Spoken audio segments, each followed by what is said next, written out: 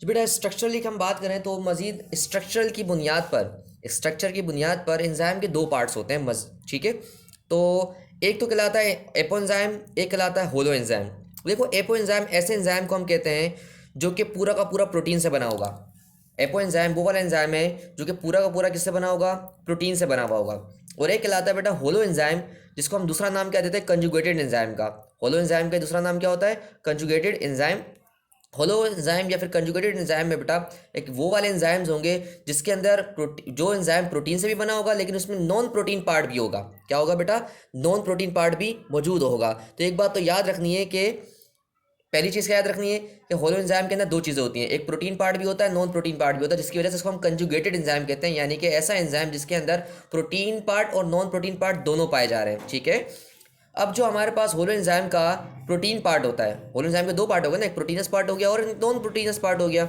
अगर हम सपोज करें कि ये हमारा होलो एंजाइम के जो दो पार्ट है, पहला पार्ट क्या कहलाता है, प्रोटीनस पार्ट। अच्छा, मैं कह सकता हूँ जो प्रोटीनस पार्ट है असल में वो एपो एंजाइम ही है। कैसे कह सकते हैं, एपो एंजाइम क्या था, जो कि पूरा का पूरा प्रोटीन से बना था। जो प्रोटीनस पार्ट है वो भी किससे बना होगा, पूरा का पूरा प्रोटीन से बना हुआ होगा। और एंजाइम होलो एंजाइम का वो वाला पार्ट जो नॉन प्रोटीन से बना हुआ है, किससे बना हुआ है, जो नॉन प्रोटीन से। तो नॉन प्रोटीनस पार्ट जो होता है उसको हम को फैक्टर कहते हैं। ये आएगा बेटा एमसीक्यूज कि को फैक्टर किसे कहते हैं, तो आप बोलेंगे non proteins part of the enzyme. Enzyme के अंदर ही जो नॉन प्रोटीनस पार्ट होगा, जो प्रोटीन से बना हुआ हिस्सा नहीं होगा, वो किससे बना, उसे क्या कहेंगे हम, को फैक्टर कहेंगे। ठीक है बेटा। अब को फैक्टर की भी क्या होती है, दो टाइप होती हैं। क्या होती हैं, दो टाइप। तो को फैक्टर दो तरह के होते हैं बेटा, या तो होंगे वो इनऑर्गेनिक, या तो क्या होंगे वो इनऑर्गेनिक, या तो क्या होंगे बेटा वो ऑर्गेनिक। को फैक्टर या तो इनऑर्गेनिक है तो कौन कौन से हो सकते हैं, मैग्नीशियम है, कैल्शियम है, ये सारे आयंस। ऐसे याद रखना बेटा, मेटालिक आयंस जो होंगी ना वो सारी की सारी क्या कहलाएंगी, इनऑर्गेनिक आयंस, इनऑर्गेनिक को फैक्टर कहलाएंगी। ठीक है। और को फैक्टर जो ऑर्गेनिक है, और बेटा एक बात याद रखना, जो इनऑर्गेनिक आयंस होती हैं, जो को फैक्टर्स होते हैं, वो क्या होते हैं, डिटैचेबल होते हैं।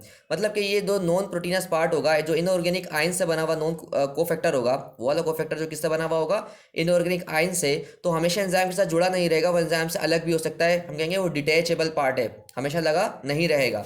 ठीक है। अब जो हमारे पास ऑर्गेनिक है, को फैक्टर ऐसा जो ऑर्गेनिक कंपाउंड से बना हुआ होगा, किससे बना होगा बेटा, ऑर्गेनिक कंपाउंड से। तो पेपर में एमसीक्यूज ये आता है कि ऑर्गेनिक को फैक्टर क्या कहलाते हैं, तो आपके जवाब होंगे दो होते हैं ऑर्गेनिक को फैक्टर। वो कौन कौन से होते हैं, एक तो कोएंजाइम होता है और एक क्या होता है, प्रोस्थेटिक ग्रुप होता है। एक क्या होता है भाई, कोएंजाइम, और एक क्या होता है, प्रोस्थेटिक ग्रुप होता है। कोएंजाइम बेटा याद रखना, अच्छा दोनों ही ऑर्गेनिक कंपाउंड है, ये बात याद रखना, दोनों ही को फैक्टर की टाइप है। तो कोएंजाइम जो है बेटा ज़्यादातर किससे ड्राइव्ड हुए होते हैं, विटामिन से ड्राइव्ड हुए होते हैं। किससे बने हुए होते हैं, ज़्यादातर विटामिन से। कोएंजाइम ज़्यादातर किससे बनते हैं, विटामिन से। पेपर का एमसीक्यूज अगेन। और इसकी एग्जांपल क्या है बेटा, NAD FAD, nicotinamide adenine dinucleotide. Nicotinamide adenine dinucleotide act as coenzyme, act as coenzyme. हम इसको पढ़ लेंगे बेटा क्रैब साइकिल के अंदर डिटेल से कि एक्ट एज कोएंजाइम कैसे काम कर रहा होता है। ठीक है। नेक्स्ट इज एफएडी, जिसे हम कहते हैं फ्लाविन एडेनिन डाइन्यूक्लियोटाइड। क्या पढ़ते हैं, फ्लाविन एडेनिन डाइन्यूक्लियोटाइड। ये भी क्या है बेटा, एक कोएंजाइम है। एनएडी भी क्या है, कोएंजाइम। एफएडी भी क्या है बेटा, एक कोएंजाइम। नेक्स्ट बेटा एक और पार्ट जो बहुत इंपॉर्टेंट, ये भी डिटैचेबल है। डिटैचेबल का मतलब क्या होगा, ये भी अलग हो सकता है। तो पेपर में एमसीक्यू इस तरह से बना के भेजेगा आपको कि को फैक्टर वो वाला बताएं जो ऑर्गेनिक भी है और डिटैचेबल भी है। तो आपका जवाब होगा बेटा वो कोएंजाइम है। या फिर इस तरह से बोलेगा, को फैक्टर बताएं जो ऑर्गेनिक है और वो ऑर्गेनिक जो कि विटामिन से बना हुआ है। किससे बना हुआ है, विटामिन से। तो जवाब होगा वो भी कोएंजाइम। ठीक है बेटा। तो इस तरह से एमसीक्यूज आपके निकालेगा यहाँ से। या वो डायरेक्ट आपसे बोलेगा व्हाट इज कोएंजाइम, तो आप बोलेंगे इट इज एन ऑर्गेनिक को फैक्टर। ये शॉर्टकट है इसका। ठीक है। अच्छा नेक्स्ट बेटा, ऑर्गेनिक की दूसरी पार्ट क्या है, प्रोस्थेटिक ग्रुप। को फैक्टर के ऑर्गेनिक के दो part, coenzyme and prosthetic group. और जो प्रोस्थेटिक ग्रुप है वो याद रखना बेटा, उसकी मिसाल क्या है, iron and magnesium containing porphyrin. बेटा जो पोरफायरिन है ये दो जगह पर पाई जाती है, एक तो क्लोरोफिल में पाई जाती है, किसमें पाई जाती है, क्लोरोफिल में। और ये हीमोग्लोबिन में पाई जाती है, किसमें पाई जाती है, हीमोग्लोबिन में। तो दो जगह पाई जाती है बेटा। अगर आयरन कंटेनिंग पोरफायरिन होगा तो हीमोग्लोबिन में पाया जाएगा, मैग्नीशियम कंटेनिंग पोरफायरिन होगा तो ये क्लोरोफिल में पाया जाएगा। एमसीक्यूज बेटा, प्रोस्थेटिक ग्रुप के जो एग्जाम्पल है उसमें क्या है बेटा, iron and magnesium containing porphyrin. Iron containing porphyrin कहाँ पाया जाएगा, it is found in the haemoglobin. And magnesium containing porphyrin कहाँ पाया जाएगा, it is found in the, yes it is found in chlorophyll. Next part एक और MCQs, prosthetic group क्या है बेटा, वही ऑर्गेनिक को फैक्टर है लेकिन ये परमानेंट होता है। क्या होता है बेटा, परमानेंट है। अगर ये परमानेंट है तो ये हम कहेंगे नॉट डिटैचेबल है, ये अटैच ये हमेशा के लिए होगा, परमानेंट रहेगा, या अलग नहीं होगा। ये बात याद रखनी है। ठीक है। इंपॉर्टेंट एमसीक्यूज ये वाले हैं जी बेटा। तो इसको एक छोटा सा फिर से क्या ले लेते हैं, ओवरव्यू ले लेते हैं।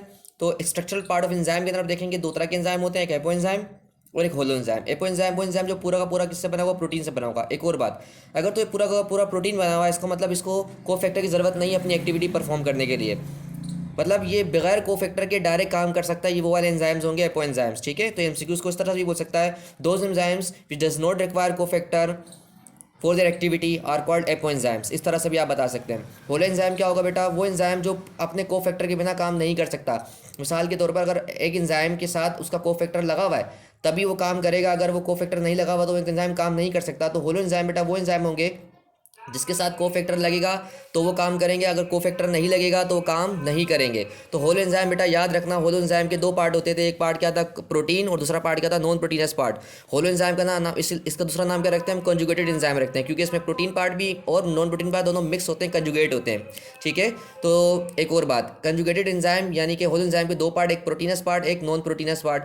तो प्रोटीनस पार्ट इसको हम क्या पढ़ते हैं, एपो एंजाइम पढ़ते हैं, और जो नॉन प्रोटीनस पार्ट है उसे हम कोफैक्टर पढ़ते हैं, ठीक है भाई।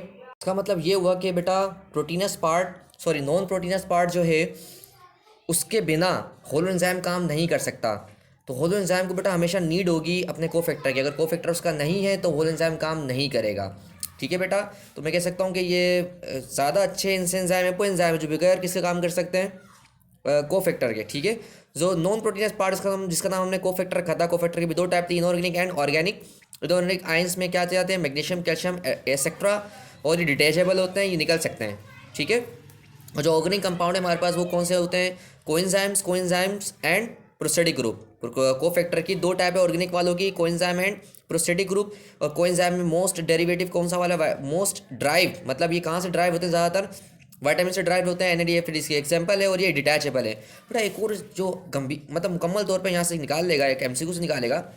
सपोज करें अगर कोई एंजाइम डिटैचेबल है तो उसका मतलब ये बिल्कुल किसकी तरह काम कर रहा है, इनऑर्गेनिक की तरह काम कर रहा है, बिकॉज वो भी डिटैचेबल था। तो पेपर में थोड़ा सा घुमाएगा, बोलेगा कि वो कौन सा वाला कोफैक्टर है जो बना तो ऑर्गेनिक है लेकिन वो इनऑर्गेनिक की तरह एक्ट करता है, बना तो किससे, ऑर्गेनिक से, लेकिन इनऑर्गेनिक की तरह एक्ट करता है। तो आपका जवाब क्या होगा, जो इनऑर्गेनिक की तरह एक्ट करता है वो कोएंजाइम है, ठीक है बेटा। It also act as inorganic, क्यों इनऑर्गेनिक की तरह काम करता है, बिकॉज ये भी डिटैचेबल है और ऑर्गेनिक भी क्या है, डिटैचेबल है, निकल सकता है। तो coenzyme is also act as inorganic cofactors as well, right. तो ये एमसीक्यूज यहाँ से निकालेगा। और क्या एमसीक्यूज निकालेगा, प्रोस्टेटिक ग्रुप बता दिया बेटा, ये क्या होता है, आयरन और magnesium contain porphyrin, permanent part होता है, ये निकलता नहीं है, हमेशा क्या रहते हैं, नॉट डिटैचेबल है, कभी भी नहीं निकलेगा।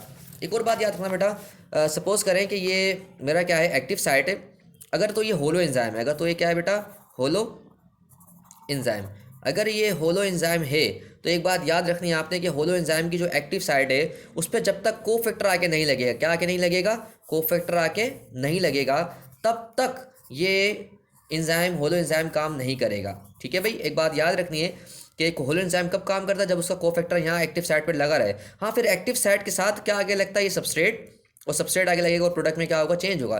क्योंकि एक्टिव साइड असल में कौन सी साइड है, जो कैटालाइटिक साइड है, जहाँ पे क्या होता है, रिएक्शन होता है। वो रिएक्शन कब होगा, जब कोफैक्टर आके लगेगा, कोफैक्टर आके नहीं लगेगा तो ये एक्टिव साइड बेकार है, कोई काम नहीं करेगी, ठीक है भाई। इसकी मिसाल मैं आपको देता हूँ बेटा, हमारे पास ना एक स्टमक में एंजाइम होता है, क्या होता है स्टमक में हमारे पास एक एंजाइम, उस एंजाइम का नाम क्या होता है, पेप्सिन नाम होता है, क्या होता है बेटा, पेप्सिन। अब पेप्सिन ना एक होलो एंजाइम है, मुझे कैसे पता पेप्सिन होलो एंजाइम है, पेप्सिन जो निकलता है स्टमक में वो इनएक्टिव फॉर्म में निकलता है, किस फॉर्म में निकलता है, इनएक्टिव फॉर्म में, पेप्सिनोजिन की फॉर्म में निकलता है ये। तो अगर तो ये पेप्सिनोजिन की फॉर्म में निकलता है तो एक बात याद रखना है कि ये इनएक्टिव है, ये क्या है, इनएक्टिव, इसको कोई कोफैक्टर चाहिए, क्या चाहिए, कोई कोफैक्टर। हमारे यहाँ पर जो कोफैक्टर पेप्सिनोजिन को पेप्सिन में कन्वर्ट करता है वो ये आ गया हमारे पास, जैसे कि पेप्सिनोजिन,